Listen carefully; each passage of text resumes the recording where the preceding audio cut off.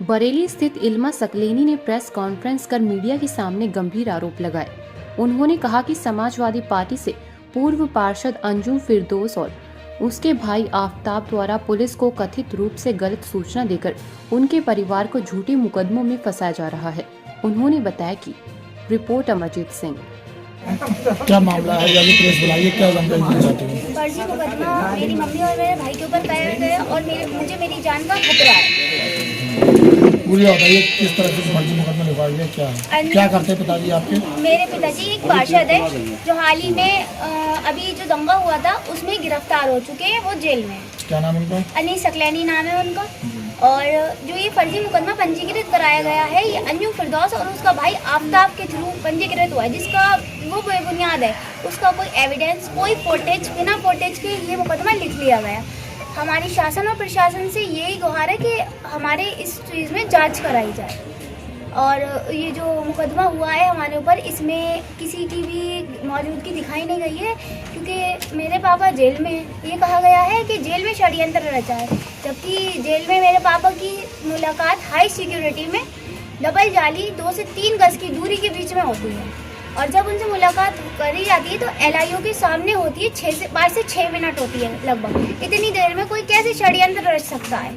अगर षड्यंत्र रच भी अंदर से षड्यंत्र रचा जाएगा तो ये बाहर आगे सुपारी जो 5 लाख की बात रखी गई है कि 5 लाख रुपए दिए और एडवांस में 20,000 रुपये और तमंचा वगैरह दिया है।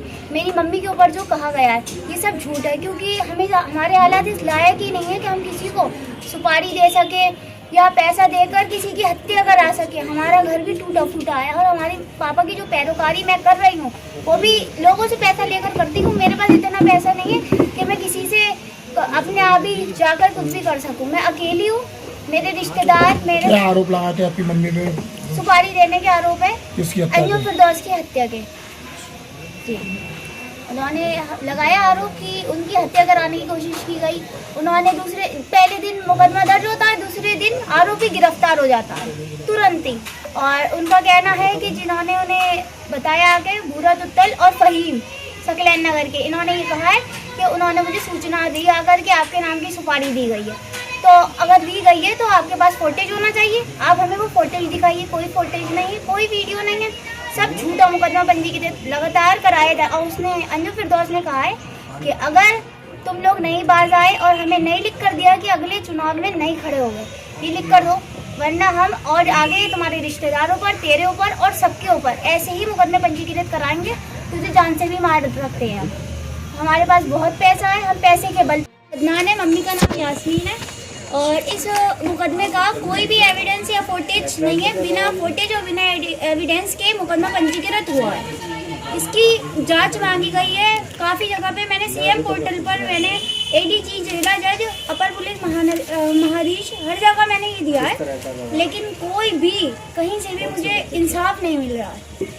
मैंने ये प्रेस कॉन्फ्रेंस इसलिए रखी है ताकि मुझे इंसाफ मिले, ये योगी आदित्यनाथ जी तक जाए, क्योंकि वो कहते हैं हम इंसाफ के साथ हैं और मुझे पता है कि वो मुझे इंसाफ दिलाएंगे, ज़रूर दिलाएंगे। और मेरा भाई और मम्मी के ऊपर जो फर्जी मुकदमा लिखवाया गया है, इसमें कोई भी प्रूफ नहीं है इन लोगों के पास।